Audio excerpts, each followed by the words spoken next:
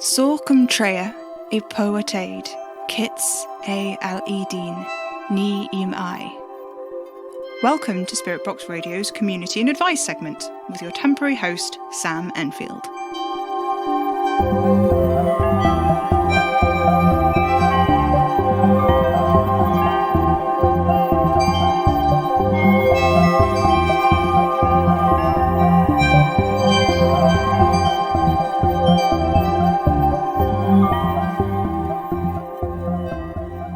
Yes, faithful listeners, it's still me standing in for Madame Marie. There have been no new updates as to her whereabouts, although something very strange did happen this morning. Before Madame Marie disappeared, looking after the PO box was my job here at Spirit Box Radio, and whilst I'm now having to host the show, the job still needs doing, so I collected the letters from the PO box and I thought I'd sit and listen to the channel for a while, see if anyone wants to reach me. And then I got up, and as I was on my way back, the stack of letters I'd left on the desk shifted, as though rustled in a gentle breeze, as though someone had left open a window somewhere and a tiny breath of outside had danced its way in to stir them.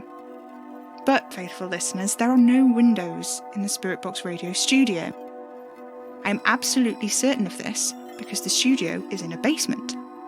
Yes, it's most peculiar. There is almost certainly some kind of supernatural cause to this breeze. Madame Marie left out quite a few books on the desk, and I've been flipping through them to see if there's anything that might indicate why there is suddenly some kind of draft in this room that's 6 feet underground. A couple of the tomes I've had to write off right away because they're written in some incomprehensible runes. Well, to me they're incomprehensible. Someone else could clearly comprehend them quite well, as there are an abundance of notes in red ink cluttering up the margins. I thought the notes too were written in runes, albeit very different ones, but when I ran a finger over them, I realised they'd left an impression in the page to suggest that they are written in biro, and who on earth is writing runes in biro? You'd at least get a fountain pen, surely. Anyhow, once I'd realised this, I caught sight of the notes in one of the broken shards sticking out of Madame Marie's broken hand mirror collection, and some of them were in mirror writing. As you can imagine, that was pretty exciting. I felt a bit Sherlock Holmes, you know? Only when I actually read the notes, they were not very useful at all and only served to confuse me even more about the runes they were referring to. Another of the books on the desk was about tarot reading, which I was absolutely delighted to come across.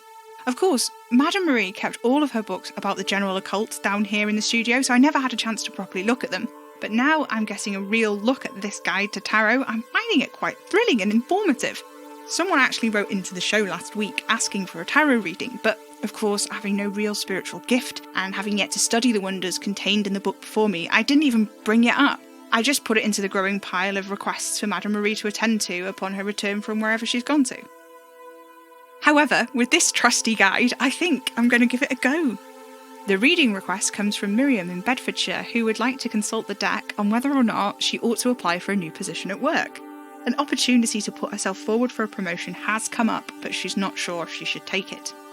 Well, Miriam, I'm not sure how reliable this will be, what with this being my first ever reading for someone else, but how exciting, live on air, on my favourite radio show, where I'm now the host. Okay, so just like the book said, I've been getting to know the deck. I've been sleeping with it next to me in bed, tucking it in. I even made it a cup of coffee this morning.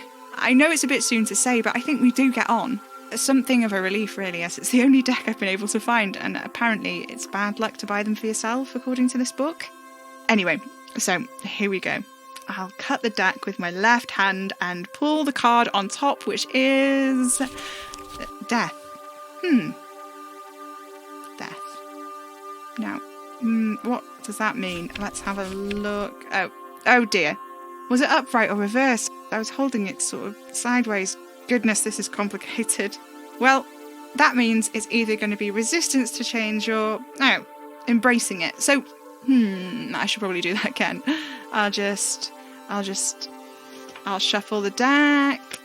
And, okay, here we go. Cut the deck with my left hand and hold the card on top in a normal way, Sam, you foolish boy. And, death again. Upside down, which I think means go for it.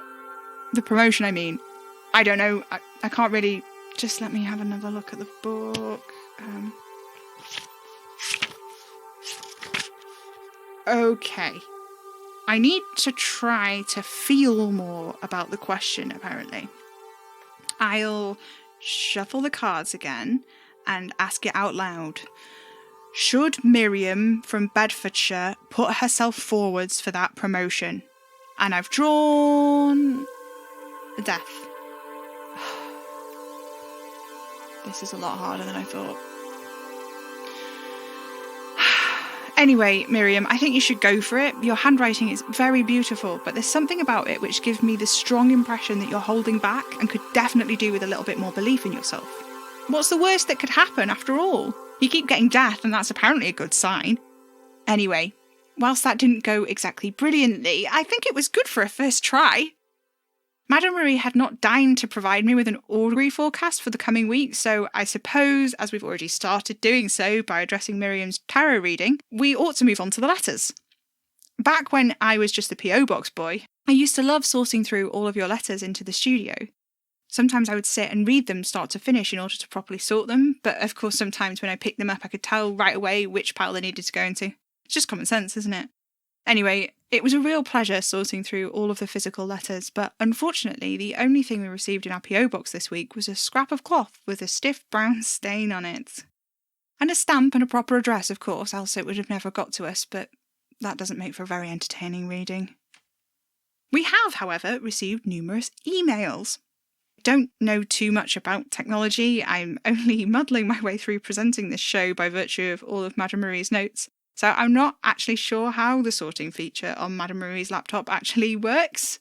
But what I can conclusively tell you is that a good deal of the emails she gets don't have a sender attached to them, so there must be some kind of filter.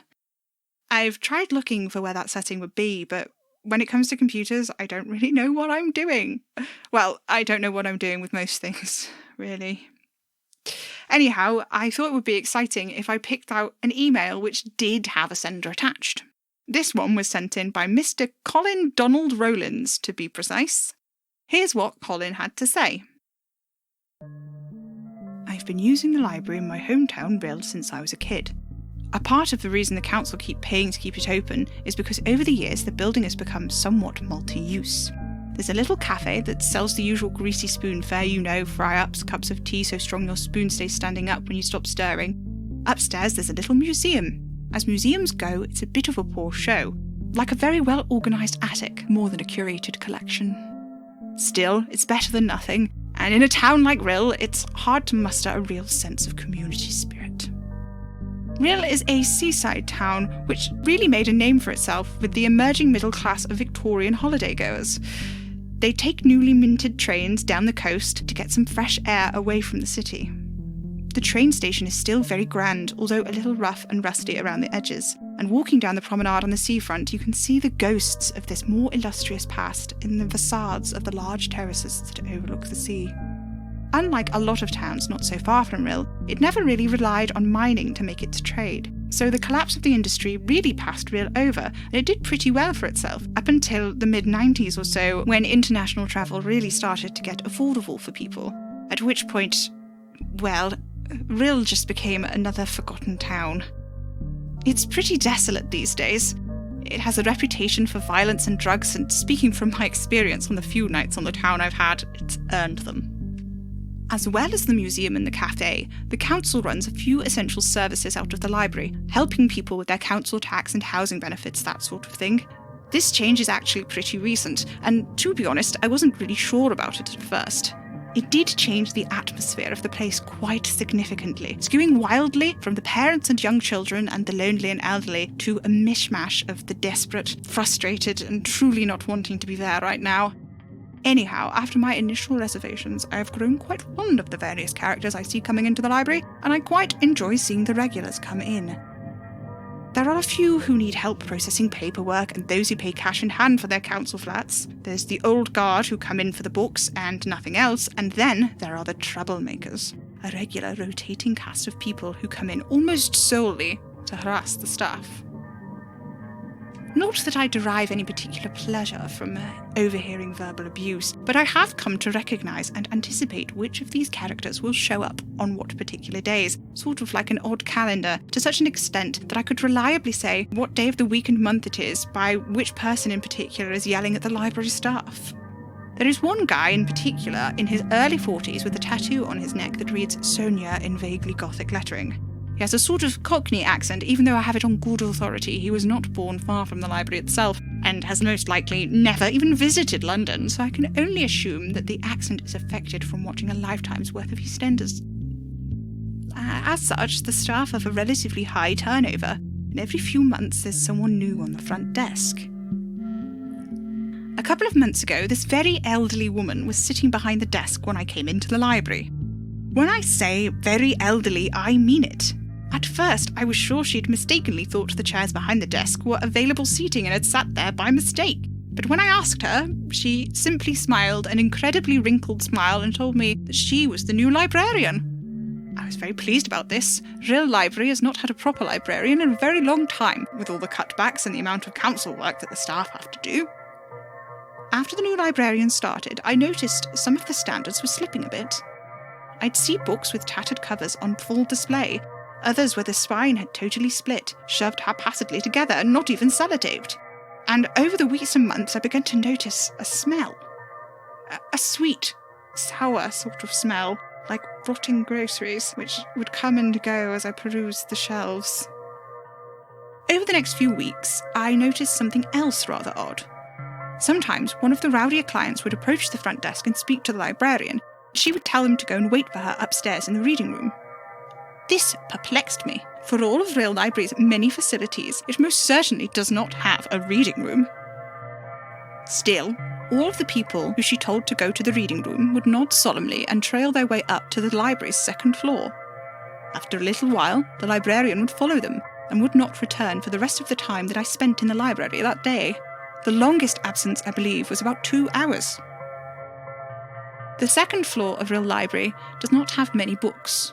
There is a wall of reference texts, a cluster of computers and a microfiche. There's a little archway which leads to the museum, and 2 red doors, neither of which are very big. One of the doors leads to the staff room, the other to the office of the librarians, both of which are locked to the public and very clearly labelled. In the museum there is another door to another office, according to the sign on that door, and this door is blue. That's all of the doors that there are on the second floor of Rill Library. Certainly nothing even remotely resembling a reading room. Before the librarian told people to go up to the reading room, she would always type something into the computer at the desk, look at the screen for a long, long time and return to them with something like, "You've never created a library card," or "You owe such and such in late fees." One Tuesday afternoon, Bargain Bin Mitchell came in with his usual complaints about his housing benefit, or that he was due to get more money for something else, and almost as soon as he launched into his tirade, the librarian leaned across the desk and said, "You took out a book some time ago and it was never returned to our shelves." Bargain Bin Mitchell was furious about this, proclaiming he'd never taken out a book in his life. Well, apparently he had, said the librarian. He would have been about 8 years old and the book was about cowboys. "Cowboys?" Bargain Bin Mitchell shouted. "I don't even like cowboys!" Huh. At this, the librarian sat back in her chair and said, coolly, "You ought to be quiet, as this is a library after all. Would you perhaps wait for me in the reading room?" Bargain Bin Mitchell's face went bright red. I thought for sure he was going to start shouting the house off, but despite flapping his mouth open and closed a few times, no sound came out of him. His eyes glared, buggy and wide. Without another word, he slouched off up the stairs to the second floor. I don't really know what compelled me to do it. I was curious, I suppose, and hoping to overhear what the old librarian told this troublemaker. I followed Bargain Bin Mitchell up the stairs, holding my breath, of course, keeping a few paces behind him. He veered to the right, into the museum. As I got to the top of the stairs, I heard a heavy thud, a large door slamming shut. Everything was in its right place except for Bargain Bin Mitchell, who was nowhere to be seen, and also, between the glass box of the old newspaper cuttings and the one of the old tatty train tickets, there was a large red door. It seemed to be made of a very heavy, hard wood, The paint was peeling in places, and where it was, I could see layers of other paint, all red in various shades. Every other door in the library is made out of heavy-duty MDF, and the building is fairly new. None of the doors are made of hard wood. It has a brass handle, ornate and tarnished, but for the bow of the handle itself, which was bright and polished by frequent use. At eye level, the door was labelled just like all the other doors, except not with a little plastic board with the council's logo in the corner, but tarnished brass. It said, simply, "Reading room." Let me tell you, I have been to this library every day of my life, and this door was definitely not in the museum prior. As I was standing there staring at it, the old librarian bustled past me and pushed the door open, dragging a mop and bucket in behind herself. Inside the reading room appeared much darker than the rest of the library, and I couldn't see much beyond the door. And that's when I caught it. The smell. This horrid, sweet, sour rot I'd been smelling off and on in the library for weeks, and yet somehow it was different. So thick and warm, it was overwhelming, and I thought for a moment I was going to be sick. I stared at the closed door. The paint, as well as cracked and peeling in places, was also strangely bulbous, as though swollen, as though threatening to burst. I don't know why, but my hand was reaching out to the large door handle, my eyes fixed on the brass sign, the words "reading room" etched deliberately into the metal, and then I gripped the handle and pressed down, and I felt the door beginning to swing in, and beneath it all, like a new bass note in a horrible perfume, the unmistakable stink of meat. I stood there for a little while, but I couldn't hear anything else from the other side of the door. And it was getting quite late into the morning, and I was starting to get peckish, so after half an hour or so I left. Does this sound like any sort of ghostly encounters you've had before? Regards, Colin Donald Rowlands.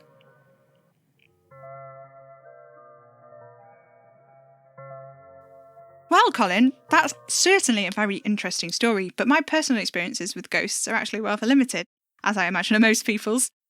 Of course, though it's not been addressed, I assume this email was intended for Madame Marie, who no doubt has a lot more of a way with these sorts of things than me, just a lowly P.O. box boy.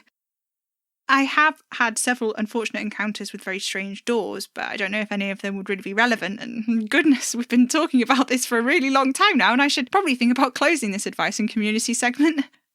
As always, please talk to each other on the forums and send your queries into us at Spirit Box Radio if you'd like to get in touch. Of course, by us at the moment, what I really mean is me, and as I keep saying, my experience is really limited.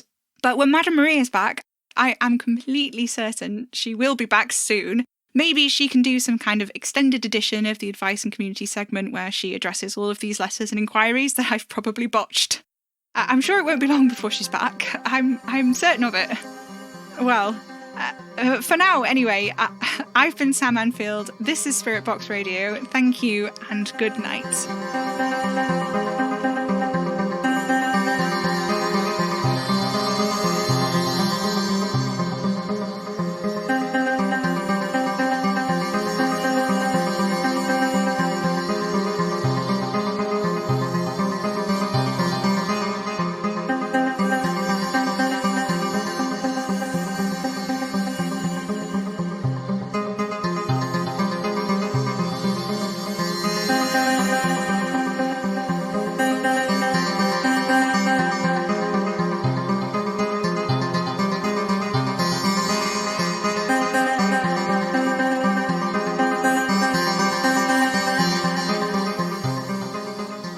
Spirit Box Radio is a podcast distributed by Hanging Sloth Studios under a Creative Commons Attribution 4.0 Share-alike International License. It was created by me, Pippin Ada Major, the voice of Sam Enfield. Music is by Maybe Wednesday. If you like the show, let us know on Twitter at Hanging Sloths or stop by our website hangingslothstudios.com. If you'd like to help us keep making Spirit Box Radio, you can send us a tip on ko-fi.com/Hanging Sloths or become a slothling on Patreon at patreon.com/Hanging Sloth Studios, where you can get early access to episodes, plus loads of other great rewards.